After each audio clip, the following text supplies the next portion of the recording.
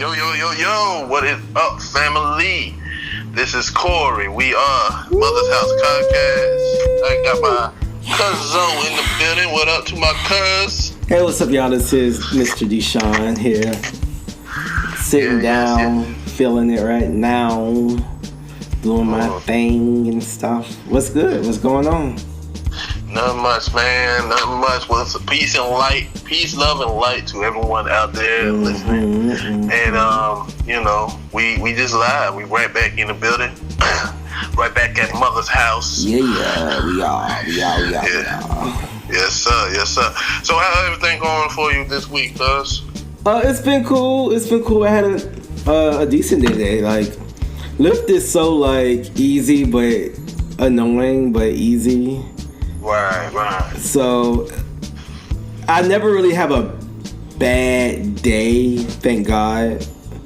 Thank the universe, thank the ancestors and all that. But it was cool. It's very, days are starting to bleed together. I don't even know. It's always the same.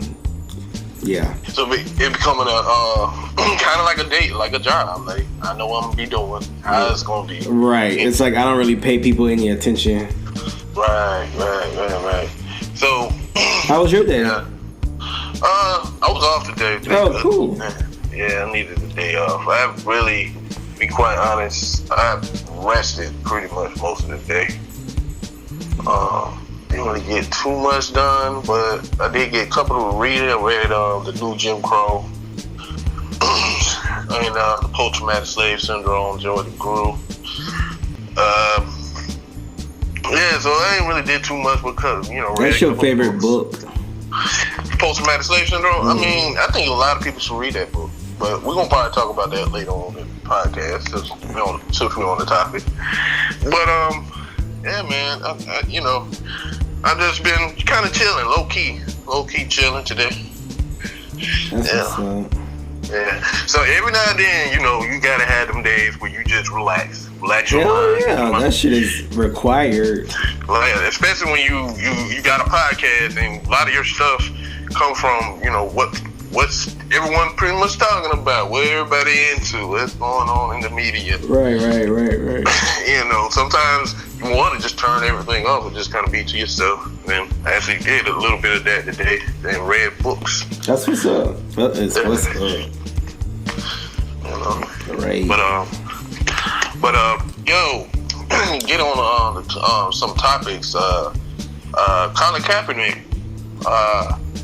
So the whole situation going on with Colin Kappernik. Right. He's not with playing. The NFL. Mm-hmm. So there's a petition going around, and since the petition been passed around, it got over 100,000 signatures for Colin Kaepernick, the NFL, to put Colin Kaepernick to a team, and he's getting a lot of support from Spike Lee to J. Cole, a whole bunch of people. Everybody kind of trying to support him.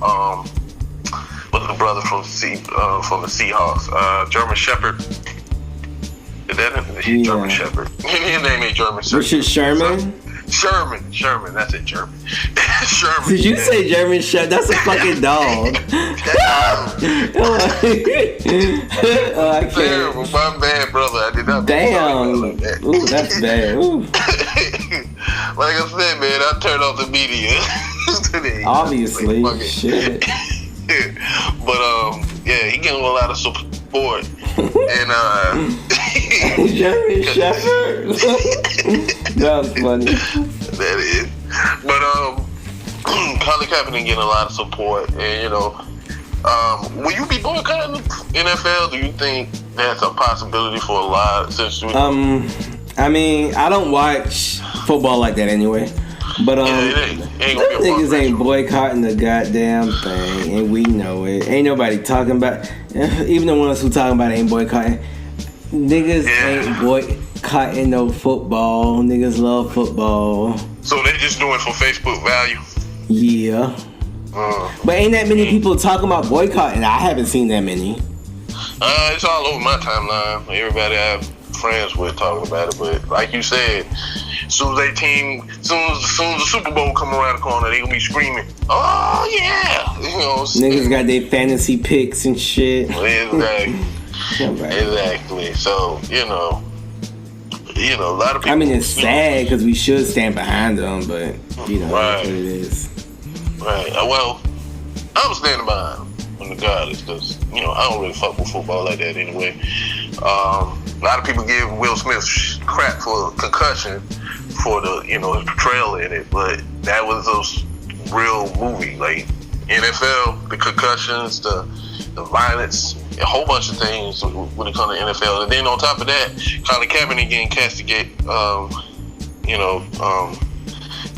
what they call blackball for standing up for rights, rights for black folks.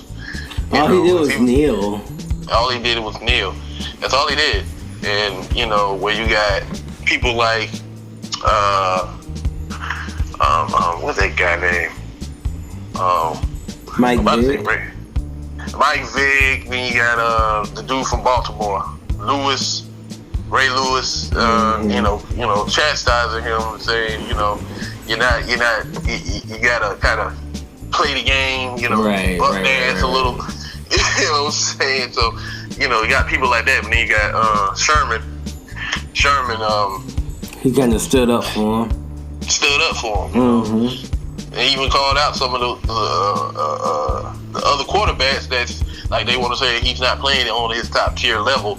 And, but there's a lot of quarterbacks that's in the league right now, still in the league. They're not in the top tier.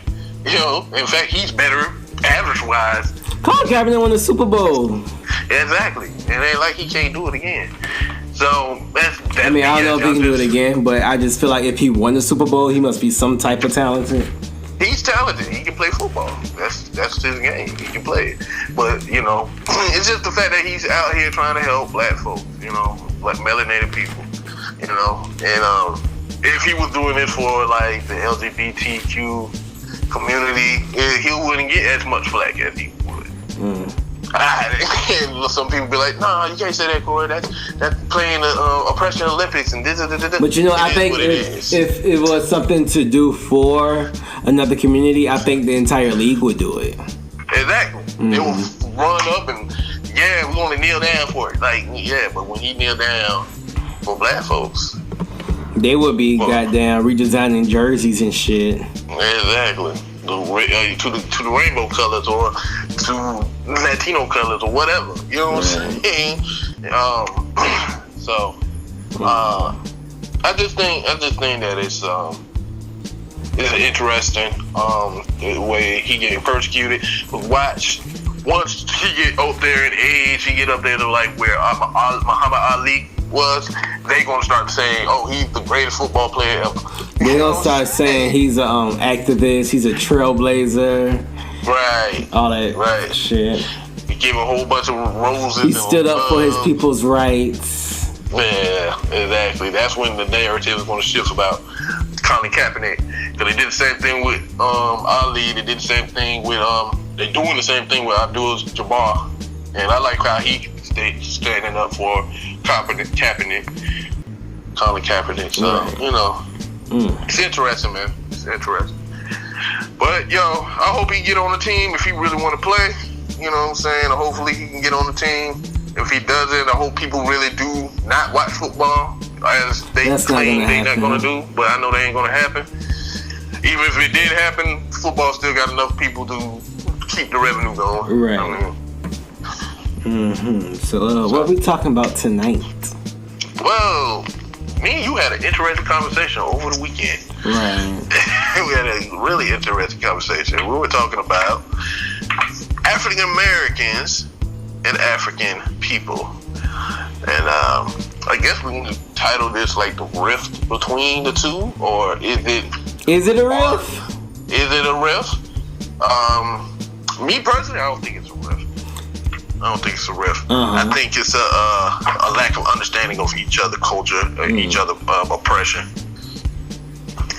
I think it's numerous things, and propaganda and media and white supremacy and the displacement of black people, African descended people, or melanated descended people, however you want to frame the word, really play a hand at it.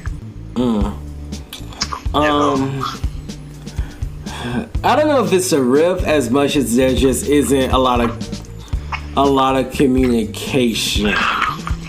I think that's Because I don't think it's kind of like I think most black people kind of just feel like they're African, not themselves, but speaking to like the continental Africans, they just feel like, you know, I think everyone does feel like we're all are black, but I do think, or I would like to think that they kind of feel like Africans are kind of over there, and then African Americans, quote unquote, or indigenous people or black Americans are over here. And I think that, I don't think it's like a bad riff. I feel like it's, especially when I did see that Grapevine video, and just from talking to people, period, I don't think it's as bad as any other divide between African Americans and anybody else, besides of course white people, you know. But any like foreigners, I think it's not as close as I think people would want it to be or think it should be, because we look alike. We're both melanated people, and I think I'm now starting to see that it's more and more of a I just don't think it's a riff. I feel like when you say riff, it sounds bad. A riff is a bad thing. When you have a riff, that means there's no connection. That's pretty much what it is. It's like a lack of communication, lack of connection, connectivity between the two cultures, between the two melanated people or people, period. I think that when we think about Africans versus African Americans, and not necessarily versus, because they make it seem like we competing against them, but we kind of are in some ways. But just, I guess, comparing the two classes and what they think of each other and stuff. Well, like, that's the thing, man. The oppression of what happened on the continents and the oppression of what happened over here in the western side world is very different. Even here, it's different from state to state, different from, you know what I'm saying, different from country to country. Like a large population of melanated people or indigenous people, as some may think, or African descended people, as some may think, are in Brazil, you know, in the Caribbean area. A lot of people. A lot of melanated people are wherever the darker your skin is, wherever you are, the harder your problems is. The oppression, the stronger the oppression is going to be. If you want to see what depression, what community is hit the hardest, look at the darker skinned people. You know what I'm saying? Within each of those communities. Right. Usually, the darker people in every country are the most oppressed. But far as with African Americans and Africans, I saw the Grapevine video. I ain't gonna say I dislike it. I ain't gonna say I loved it neither. But I see what their attempt to try to air out all the disagreements between the two groups, right, and bring them together to have an open dialogue to mend whatever angst it is. And I think those angst aren't really that big a deal. You know what I'm saying? I think it's like, it's like it's that superficial thing that we got there's a larger scope of things that's causing a bigger rift, and really it's just lack of communication and understanding and empathy for each other. Right. I think when I did see the Grapevine video, the African Americans, quote unquote, I didn't really learn anything new from them, I guess, because I'm quote unquote with that tribe as well, and I just didn't really hear anything that I hadn't heard before. I wasn't really moved by that, but I was a little moved by the Africans' perspective. It made me really think, like, because you have to remember that it's not really their fault that the system, even if the system is, you know, showing Africans, continental Africans, exactly, it's not Africans' fault. Like, you know, they just kind of benefited from it. It's not their fault. And you know, when they come over here, and I've actually said this to you before, when they come over here, they're just trying to, you know, take care of their business. Like, they own their shit. They trying to get their money up, and they really just all about their money and their business. Like, and yeah, that's kind of what they confirmed on there as well. Well, and we got to keep in perspective, that's just a small segment of the African population in America that was on that show. Right, it was. And most of those people, they were privileged enough to be able to go to college, you know, go to Ivy League schools and stuff like that. I like when they say also that not all Africans are as wealthy as people may seem that they I think did that like they that, are. because that is very true. I got a couple of stories that I'm going to share. So I know the both sides of the perspective of the pendulum of interacting with my brother and sister. So the brother and a sister that came from the continents. And one side didn't come from money. You can clearly tell they were like our neighbors, you know what I'm saying? They wasn't coming from a large lump of wealth. You know, they were coming from, you know, trying to just from a serious place. But the other person, he came from wealth, you know. And these happened two important times during my life. You know what I'm saying? Which is interesting. So I'm gonna share that story in a little bit, but I think that when we think about Africa as African Americans, like, this is the thing, our history is so convoluted with you know, with so much things and so much trauma that it caused us to be more what's the word for it, Sean? It caused us to be more cause us to try to find ourselves. You dig what I'm saying? Constantly trying to search and identify ourselves. You're talking about African Americans. Yeah, I'm talking about African Americans. Right. I'm talking about African Americans. And a lot of and this is the thing, a lot of our culture is connected to, can be traced to Africa, it can be traced to the indigenous people, to the origins, all that stuff. Yeah. But those things, searching identity of self, it's not going to help us necessarily come out of the oppression that we're seeing ourselves in. Having an understanding of those things will help us learn what we did wrong in the past and what we can do now. These type of things, yes.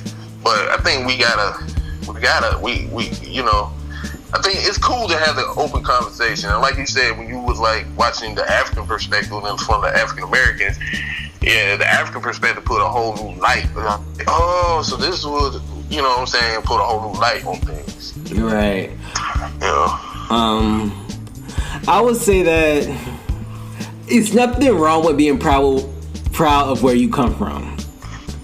Like, I don't think there's anything wrong with that. But I do think when you move anywhere, you should, and I don't know if this is something that either the United States need to teach them. I don't know if you're going to depend on the United States to actually teach somebody about African Americans the way we would want them to teach it. They whole thing is make sure this shit stays separate, because these black folks over here, they're a little bit more radical, a little bit more run budget. Right. Black folks over here. Or if maybe the parents of those Africans who either come over here or are already over here and grow up over here should teach them. But it should be some type of teaching involved when you see somebody who looks just like you, but they're not you. And having a full understanding of the Black American experience, without translating slave trade or slavery in itself,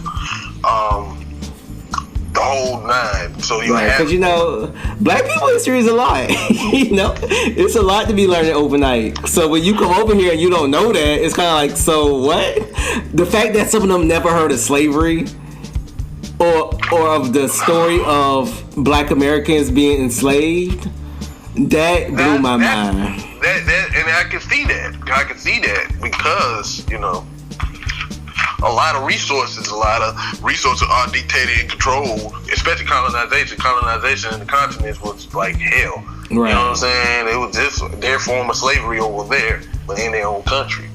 So a lot of the knowledge and stories, just like how we seem somewhat secluded over here, people are secluded in their own. You know what I'm saying? People. But it just makes me think that. What were you thinking of African Americans, quote unquote? When, yeah, like what did you think of them before you got over here? If you didn't even know slavery existed, so what did you think of the melanated people in America? Like what idea of them did you have? Not even to say that it was a bad idea or a good idea. Right. It just makes me wonder, like, so what exactly did you think they were like? Did you think they were just like you, or like like? Honestly, I think one of them spoke to it on there. They spoke to the fact that when they got here, they saw African Americans were just like them, like, just like us, but had a little bit more swag and this and that and the other, and as cultured and everything, and realized, oh, our culture's totally different. You're not quite like me. You know what I'm saying? You didn't grow up quite like I did. You know what I'm saying? I have a little leg up because we grew up this type of way culturally. You dig what I'm saying? Where over here in America, a lot of our families, and even to this day, a lot of our families are being stripped away, just like in slavery. Just like in slavery, when they was like snatching the child, separating the child from the parent, or taking the parent away, killing the parent. They're doing it now through these crime bills, these blue law rules, all these different things that the crack epidemic, all these different things. It's so much. It's so rich and deep. It's just so much stuff that our history. It's just so. It's like every decade it was something. Matter of fact, 10 years from now, we probably gonna be reading about how something happened in this decade. Oh, we got definitely what's going down in Detroit. What's happening right now in Missouri, where they got basically sundown laws, basically sundown laws in Missouri. Like black folks in Missouri, they got the NAACP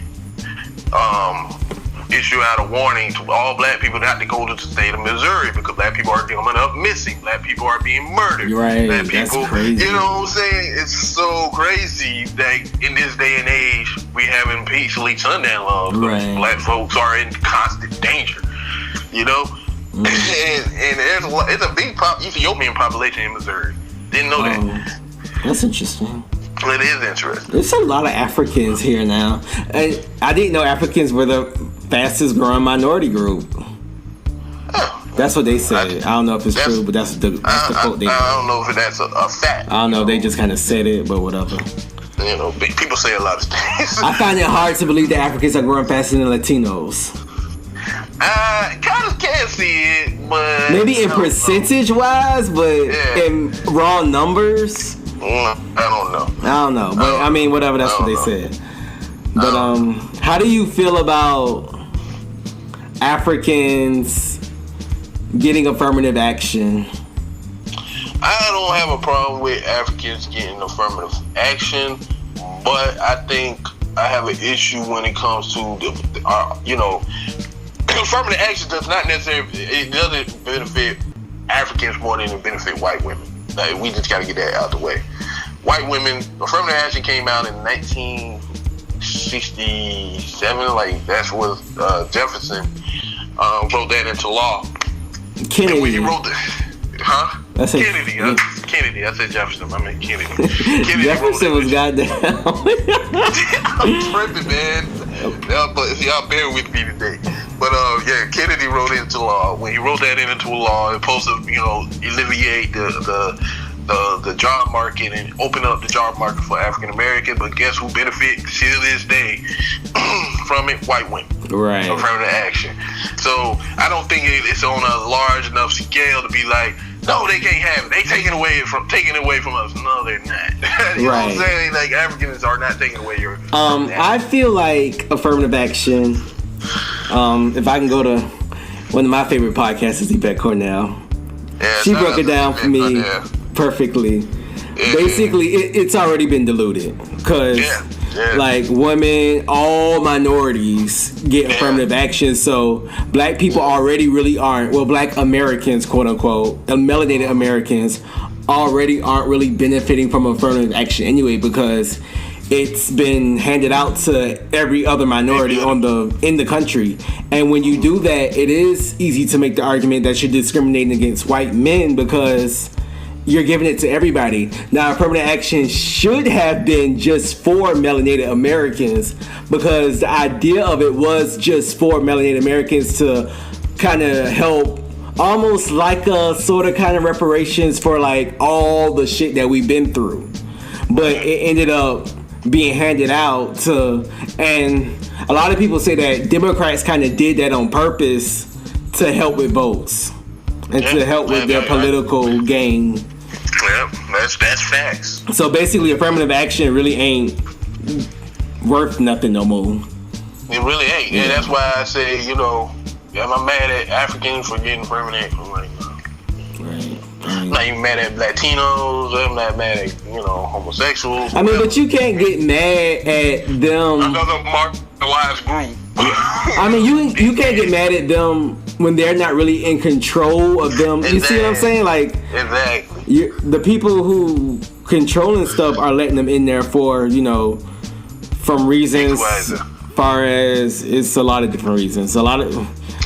Really, it's all about money. It's about capital. It's about money. And you know what they want to do with a lot of us, you know, African American people. They want to continue to maintain their biggest labor class. That's who African Americans are. They're the biggest labor class for America. And they say Africans aren't as radical, I guess, or militant as a typical Black American, because, you know, most of us kind of have knowledge of our history and we know all this shit. So, you know, you get a smart African American to start moving up, they not necessarily, but they may start to, you know, cause some type of uproar, and not even like a protesting uproar, but more of a like a I'm gonna try to change this company and make it XYZ uproar. You see what I'm saying? Yeah. So yeah. I get what you're saying, and I don't know. I ain't gonna say that's 100% fact, but I will stand behind that argument, because I know a lot of people. You know, I met a lot of folks who are continental, who did come to this country, tried basically better their life. You know, from I feel like they had over there. I feel like the Africans on the Grapevine kind of confirmed that when they said we come over here, we just come to have a better life. Like they come over here to, you know, they said when immigrants move to other countries, they usually do better than the people in the country, because when they go over to another country, they're over there for a specific purpose. They're not over here to get too involved in politics and the struggles of other cultures. They're over here to take care of their business, you know. Right. I mean, I just think it is what it is. And you know, there's nothing really wrong with that. You know what I'm saying? There's nothing really wrong with that. But at the same time, you the people that you connect with, because that's who a lot of African people who do they connect with. They connect with other Black melanated people. They do connect with us to a certain degree, not fully, but to a certain degree. And it's a lot of times, and I've heard this on the African American version of the Grapevine.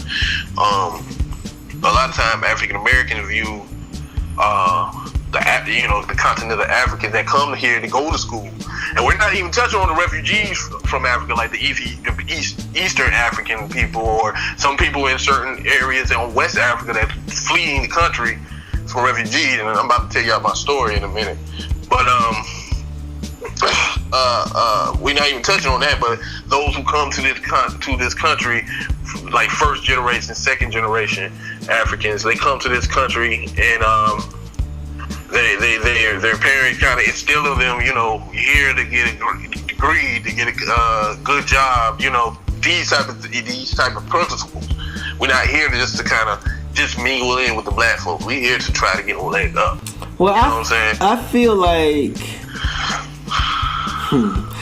I get that, but I also feel like the African American experience is something that all immigrants should know. I agree. I agree. Yeah.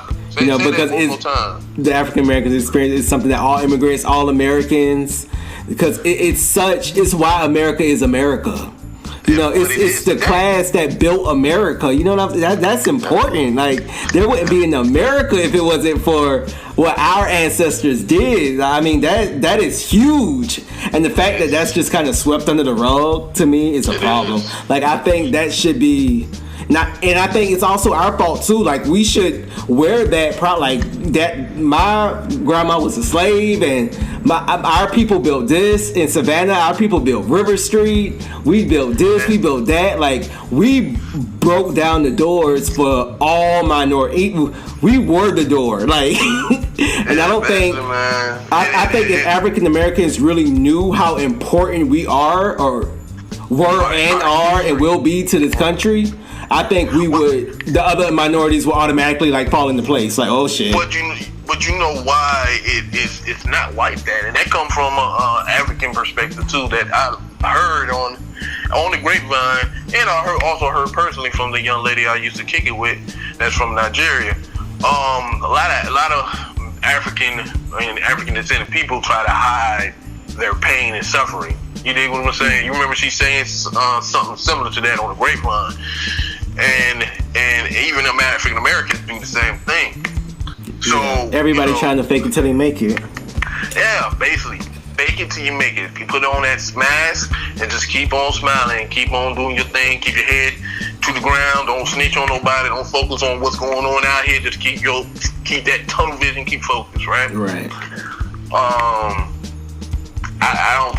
I think that, everybody's so focused, they end up blind and get blindsided all the fucking time. So, you gotta kind of be aware of every fucking thing. That's why when you come to this country, when people come to this country, they should have information and knowledge and history and understanding of what's going on in America. Also, have knowledge and history of what's going on in your own country as well. To understand why your country is going through. Because I remember one of them was like, I didn't know that it was a civil war till like recently. Right, that blew my mind. So I was like, what? And y'all say that Civil War was 50 years ago and y'all didn't know? Like, what are they teaching y'all over there? Like, seriously, and that's the government. The government have a strong stranglehold on a lot of education, even here. They took slavery out. took even slavery. A lot of these kids who go into history classes here in America do not know nothing about slavery. Right. That whole big uproar about what Bruce was going to be doing. Oh, we don't need to see no more slavery. But do you fully understand what we had to go through during slavery? And I think those pain and suffering your ancestors went through. Like, and I think a lot of us. I think it's important to remember how things get erased systematically. They're purposely taken out of textbooks and taken out the curriculum and not talked about. And the media I'm sure in Nigeria, and of course here, is so under a strict control, and it's so obvious that they aren't covering certain issues on purpose. So you have to remember that things are kind of working to make sure you stay ignorant. Yeah, that's why reading is key, research is key, understanding is key. Like, you can read the new Jim Crow and understand the correlation between what's going down in slavery and still happening. Went down during Jim Crow, it's still happening today. With our court system. You can read post-traumatic slave syndrome and understand the psyche of our actions today translate to all the way back what affected us during enslavement. You can also read Dr. Francis Cress Westland, the ISIS paper. You definitely should read that book as well. Carter G. Woodson, Miseducation of a Negro. They can go down the list. All these different great books and authors that you can read. But it's key. It's necessary. It's necessary to read these books. But let me tell you real quick, cause when I was in high school, I think sophomore year, 15. That's a big year for a teenager boy. Mm-hmm. And we was in the middle of this when we was all living with Tico. Remember that? We all like 5 of us living in that bedroom apartment. But I was still going back to my old school because we moved out of the school district. So it was a girl. She from I think she's from Ghana. Nigeria. Nah, Samantha from Ghana. And Samantha was from Ghana. And I met her sister. First I met her sister. Her sister was in the same homeroom class with me. Growing up, we wasn't on that African booty scratch crap. We wasn't even thinking like that. You know what I'm saying? Mind you, we were 15 years old too, so right. Thought it's kind of lame to be doing that kind of stuff at that age too. Mm-hmm. Even when I was a little kid, I ain't did that crap either. Right. But Samantha, her family comes from Ghana, and they came from hostile situation. They left their country from a hostile situation. Not gonna go in detail because I don't know fully of the details. I never really asked because they kept it kind of hidden. They like made sure, like, look, I can't really tell you about it. Just know something went down. Well, that's why we here, right? And so we, you know, me and her younger sister, the girl that was in my homeroom, her name was Samantha. Me and her got real close. So close, like her parents would pick us, me, Courtney, and from school, and Ori from school to bring us back to the house. You know what I'm saying? That's how close we got. We got real close. And she became like my closest friend from sophomore year in high school all the way to sophomore year in college. Oh, nice. And the only reason me and her split up from college, the situation happened. I don't know the details of how it happened, but all I know, me and her was really cool, best friends. And next thing you know, I ain't talked to her in a while. I didn't think nothing of it. I knew, you know, I'm a sophomore in college, you know, about to graduate. You know, she just graduated from high school, so she's in college. Next thing you know, I'm looking at my phone. Somebody sent me a picture. No, sent me an email. Not on my phone, sent it on my laptop. So I went on my laptop, and it's a picture of my sister Samantha with butt naked. Like, I never seen her like that. I ain't never looked at her like that. She's like a little sister to me. Butt naked with dudes, you know, really, like a really dirty picture. You know what I'm saying? Really nasty. Basically, like, literally porn. Yeah, it was really messed up. So I got the email. That's what I called her up. I was like, yo, what's going on? You good? Like, somebody just sent me a random picture. Like, why would they be sending me this? And who sending me this? And I sent her the picture. Man, when I tell you, cuz, it was her ex-boyfriend that she just broke up with, right? Mm-hmm. And he sent it to me. So me and my little brother went down there to confront the dude.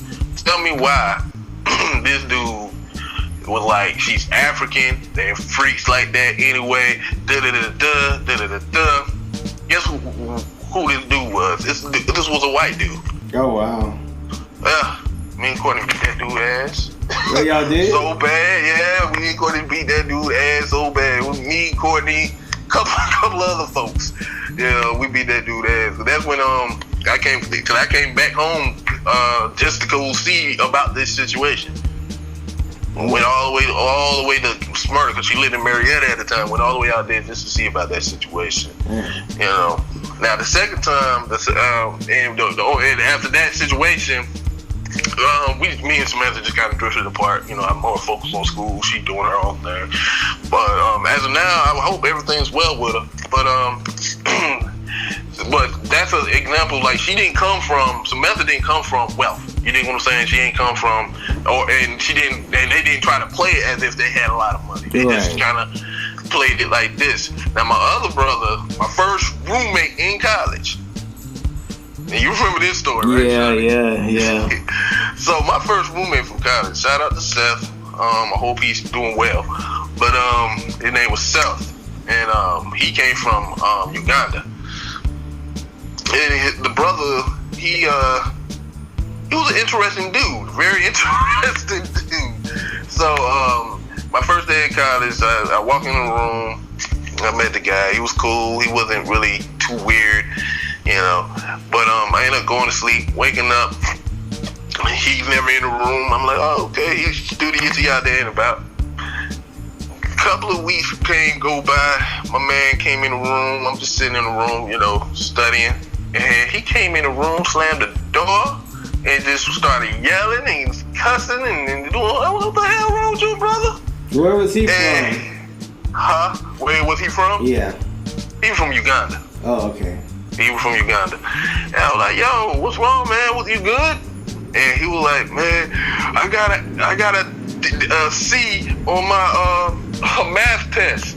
And I'm like, a C? That's good. And I wasn't thinking it was good, but I'm like, a C, like, you do better on the next test. It's not that serious. Be slamming doors, coming in here cussing, you know what I'm saying? Punching the wall, putting a dent on the door. Like, what did you do with? But, you know, but during that time, I sat down and talked with him, kind of got him calmed down. And he started telling me the story about how he didn't really want to come to college. He didn't ever want to really come to college. He actually wanted to go be a fireman. He didn't even want to come to college. He just wanted to be a fireman. But his parents came to this country. He's a first generation. Well, he actually from Uganda, but his brother and sister are first generation. And him being older, he felt a lot of pressure from his parents for him to become a doctor. That ain't what he wanted to do. His parents, his father's an engineer, his mother is a doctor. So, he was telling me this story about, feeling guilty and feeling like he just gave up on his dreams and this and that and other. And I'm like, man, you can still do that thing. Be a doctor. You don't have to necessarily follow your parents, but he was like, you don't understand culturally. That ain't how it works. You know what I'm saying? Right. It doesn't work like that, bro. And I'm like, I just didn't get it. I was like, okay. Right. But I just couldn't really get it because we rebel over here in America. We rebel against our parents. Right. And I don't think I don't see myself as someone who rebels against his parents. I do what I want to do. And exactly. If my parents and my parents kind of promotes that, like, yo, you your own man. You want to have to figure out life somewhat your own way. You gotta want to have to figure it out. Figure out what you really want to do, though. Right. You know what I'm saying? Right. But over there, it's like, no, it's a plan. You know what I'm saying? I don't really have any African. I have one African friend, and she's Americanized. But, yeah. I don't. I've worked with Africans. I've never really, and Caribbeans. They're all cool. Like I've never had any issues. No bad history. I've never had any bad history. I feel like name calling is so elementary to me, though. Like to refer to that as the reason why, like their kids we would call each other names. Like me and my siblings were calling each other names. Like I don't think that's a reason to like. DESHAUN really call me Puerto Rican. Right, like it's not. You know what I'm saying? Like is that a reason we really gonna use? African booty scratching. Man, I can't stand dark skinned people because they always call me. You know what I'm saying?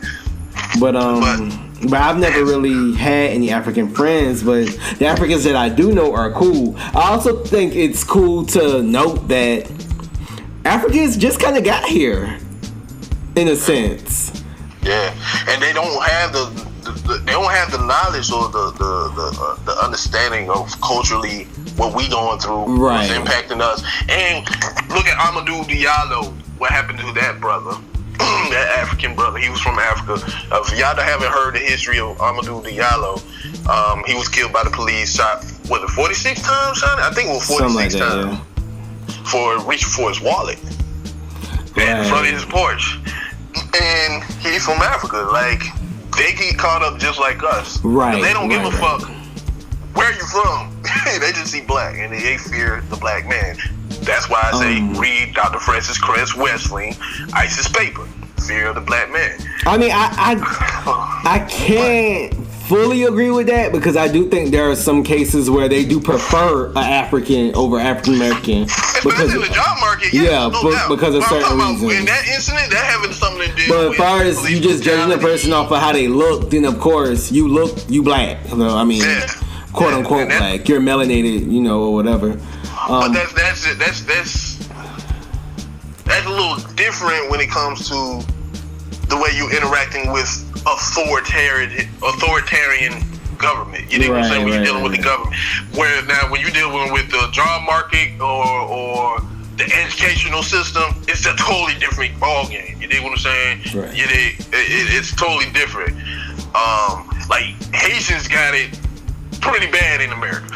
You know what I'm saying? They ain't got the best as like the Africans. How Haitians got it bad? I have no idea. I wondered that myself. Maybe because of rebellion, Haiti rebellion. I know a Haitian. I know a couple of Haitians. They seem like they doing okay. I mean, I don't know.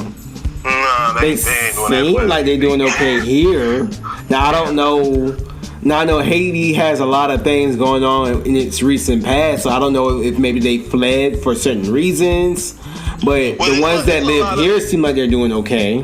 The ones that I know.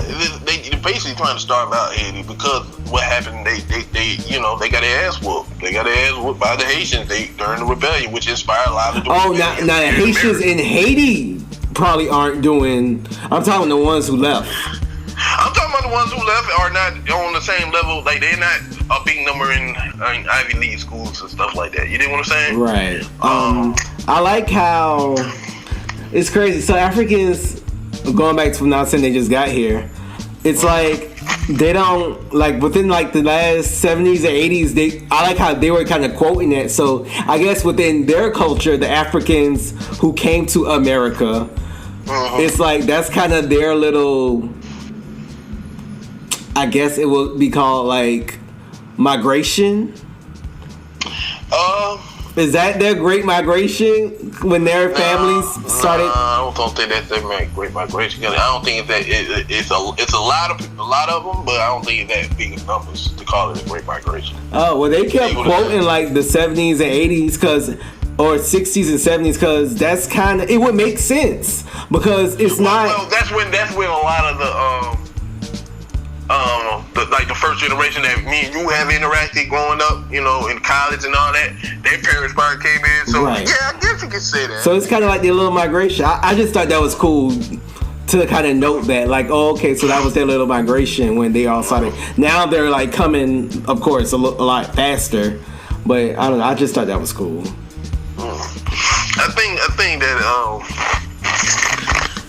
I just think that it's so much we can learn together about each other and benefit from each other that we can build from. But I also think that as African Americans, we have to understand our trauma.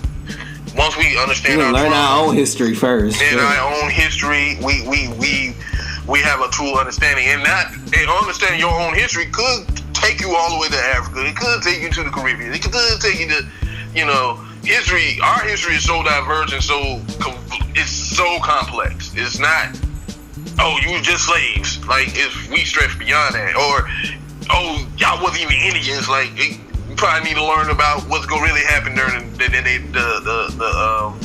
the Mexican and all these different things. The Native Americans and study the pre-Columbus days of America. Study the pre-Columbus days. Study Africa. Study all this. Really, you need to study everything so you have a full understanding of what's going on. I mean, we're not scholars, so not everybody gonna have time to study everything. But it is good to at least know. There's enough information for you to have the information. Yeah, exactly. You should know something about. It just blew my mind when they was like they didn't know about stuff that happened 50 years ago. I was like, damn. So they wouldn't even know that Dr. King died if that would have happened in their country. Right. But I think with Africans and quote unquote African Americans / Black people / Indigenous people, I think you just have to respect other people's culture, and with that respect, you know, a lot of things come with it. But I think you should also keep in mind that when you are in someone else's country, you're going to deal with different things. And I just feel like the least of your worries is somebody calling you a certain name. I don't know. To me. I think especially a child. Yeah, I think that dealing with when you come to another person's country, one, I wouldn't necessarily consider America Black Americans' country because we still not considered full citizens to this day. But we still built this motherfuckers. You know what I'm saying? Like our blood, sweat, and tears is in this motherfucker. So you should understand what's going on in this motherfucker with people that look like. You should have empathy for those that are marginalized and oppressed, period. Like, just like how a lot of African Americans have a lot of empathy and compassion for what's happening in Africa, where check out the Real News Network, where they are trying to eliminate and destroy a lot of black people trying to diminish the population down there. What's going on between Asia and Africa, trying to diminish the black population over in Africa. What they doing down there in Dominican Republic. What they doing across the globe towards melanated people. We have to keep aware of these things, because these things does happen here as well.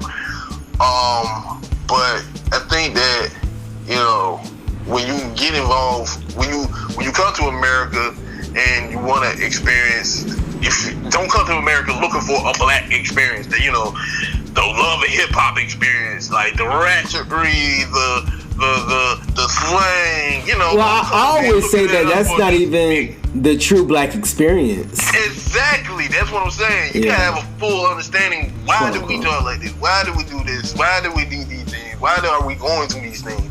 Understand the history, understand the culture, understand everything about it. And a lot of connections from our culture is connected and rooted from Africa. A lot of our connection from the culture is deeply rooted to the indigenous people. It's weird. We touch the landscape across the globe, especially, you know, especially thanks to everything. But I think another big rift that caused a lot of, not a rift, but a lot of the confusion, how media portrayed Africa and how media portrayed African Americans to Africa, and how the media portrayed Africans to African Americans. Oh, that's funny. We were just watching Coming to America. It was funny.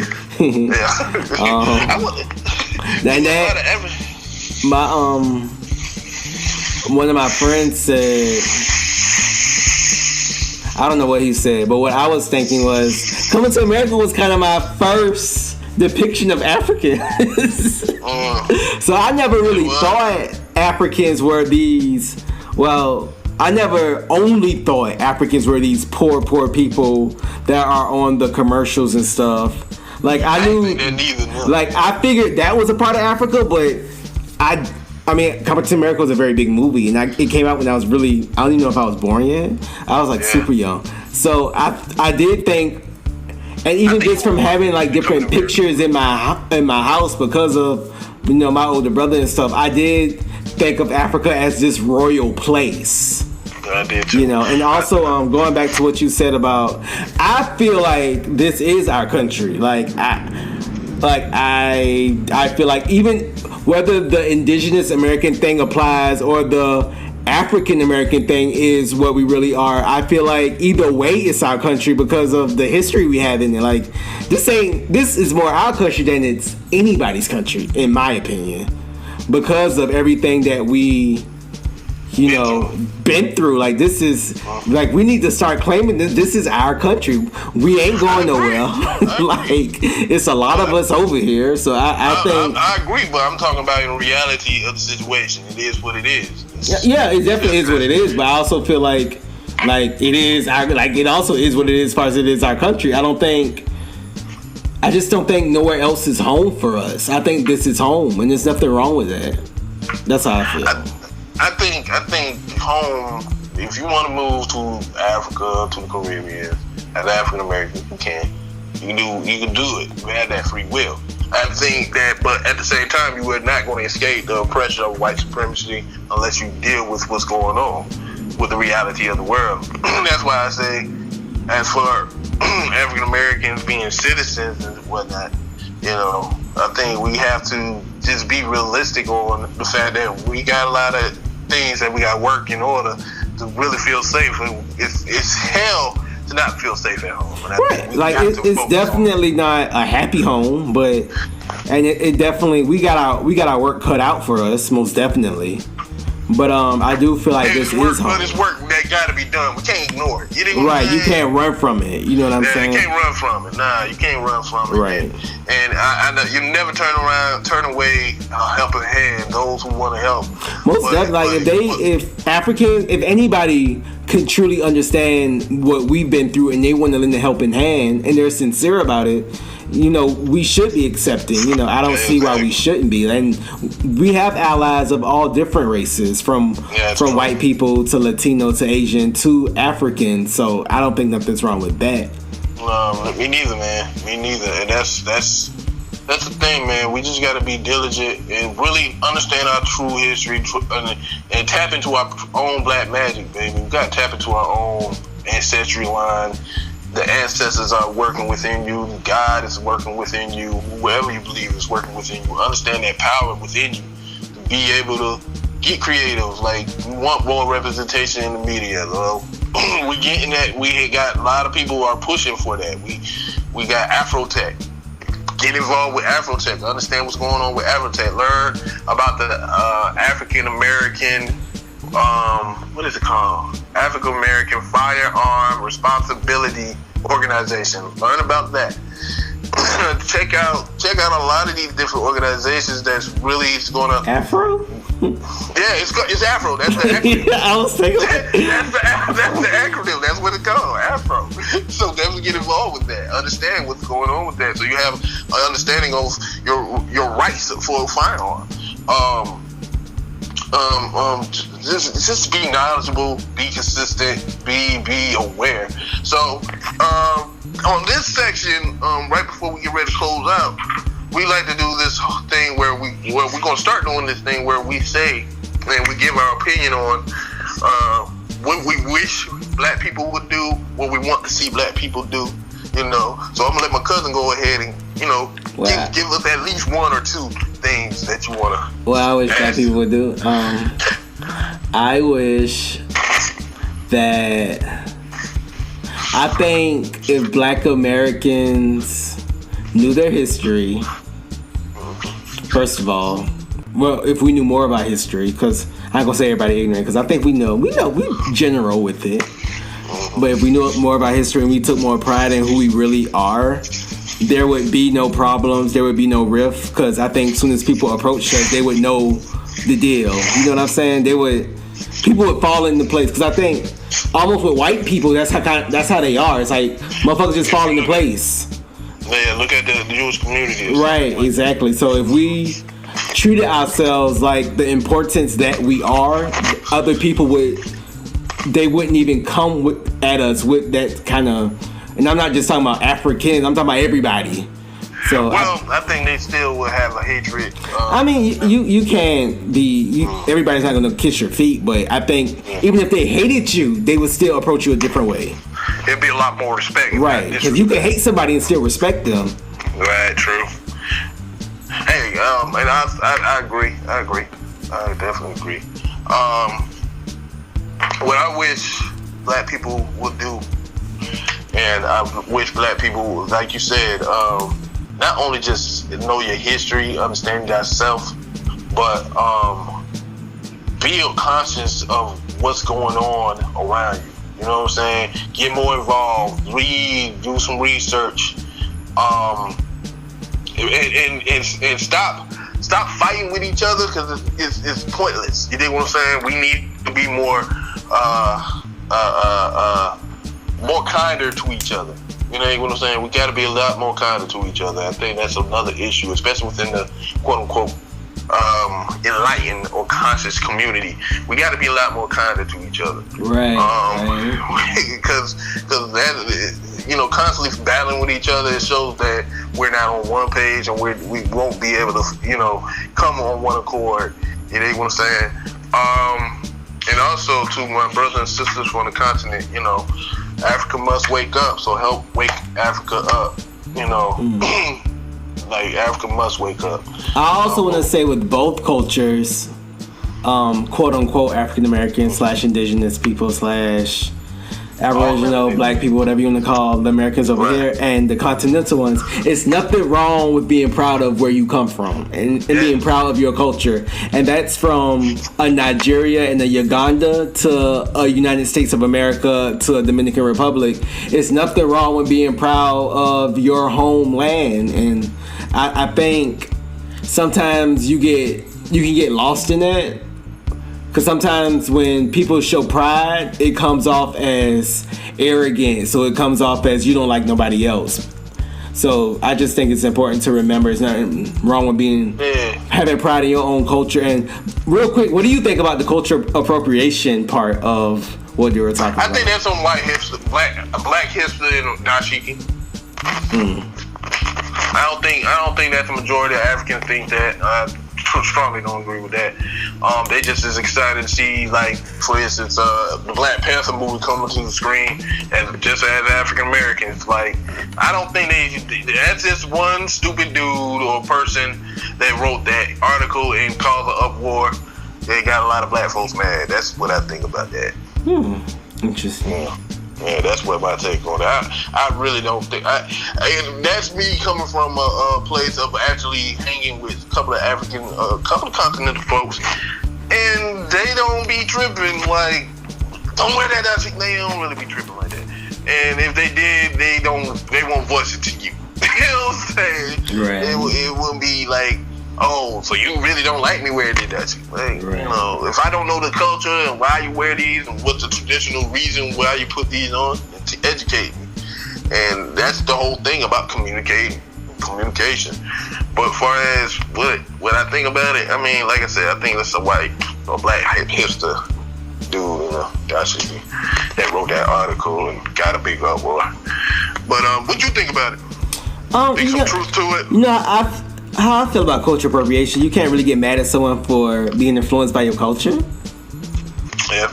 I mean, it's just... yeah, you did say that. You said that before in the previous episodes. Yeah. I just don't feel like it's worth... the conversation, really. Yeah, like, people are influenced by all type of cultures all throughout this world. So, whether you get mad at somebody for wearing a dashiki or you get mad at somebody trying to rap, like... Hey, look at it like this.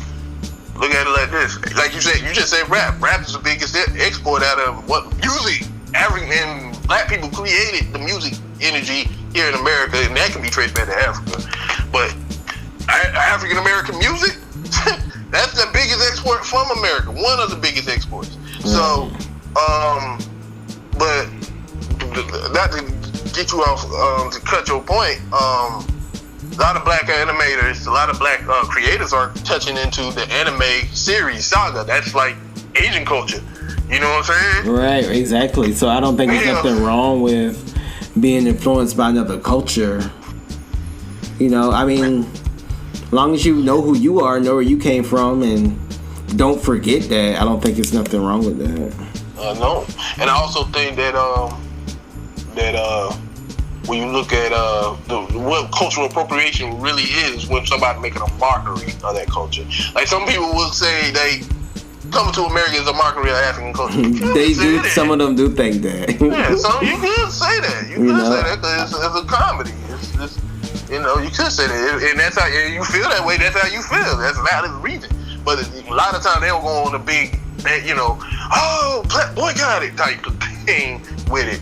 But when they get to the point where, you know, you got white people who making a mockery, they doing the blackface parties. You know what I'm saying? To make a mockery of black folks. Nah, see, that's different. That's not even appropriation. That's just not even appropriation. Cool. That's some racist shit. Yeah, that's, you know what I'm saying? So, but with that being said, man, let's go ahead and close out this podcast for the brothers and sisters. Oh, you want to go ahead and do our quick mother memories? Sure we can. What was my first memory from mother? I can't think of one just yet. First, damn. I can't think of. There's so many memories. I'm trying to think of one that stand out to me. Well, I can think of one that includes both of us.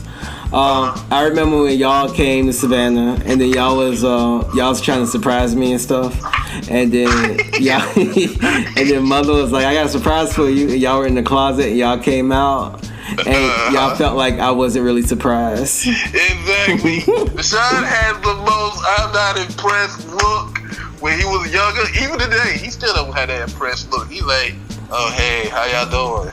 I am impressed. And he be like, "I am surprised. Right. Y'all want to play? Y'all want to go play?" Like, I remember just like having my mouth open and sitting down, like, "Oh wow!" So I was surprised. I didn't know y'all were there. Yeah, he didn't know we were there. Yeah, so he just had that energy, like, you know, he's just a chill kid, just real cool guy, just really cool, laid back, chill dude. So yeah, I remember that. That's funny. They gonna Jacob. They gonna let Jacob. I'm not impressed. Also, can rap really be traced back to Africa? Yeah. That's interesting. Yeah, the drums, everything, the cadence, the everything. Yeah. But rap, music can get traced back. The music can get traced back to Africa. Dude, you gotta do some research, man. Y'all gotta keep researching and understand these things. It that's can't interesting. all be being traced back to Africa, man. But with that being said, y'all, you wanna go ahead and close it out, Cuzzo? Yeah, make sure y'all follow us at Mother's House Pod on Instagram and Twitter. Mother's House Podcast on Apple Music, not Apple Music, but Apple Podcasts, and Google Play and Stitcher, and YouTube.com, Mother's House Podcast. Also at DESHAUN DURON, at the George Pat, at CORREAL Lyrics, and at Cola K. Yes, sir. Yes, sir. So with that being said, peace, love, and light to everyone out there.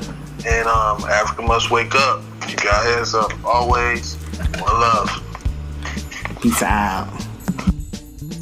I don't wanna write this down. I don't wanna tell you how I feel right now. I don't wanna take no time to write this down. I don't wanna tell you how I feel right now.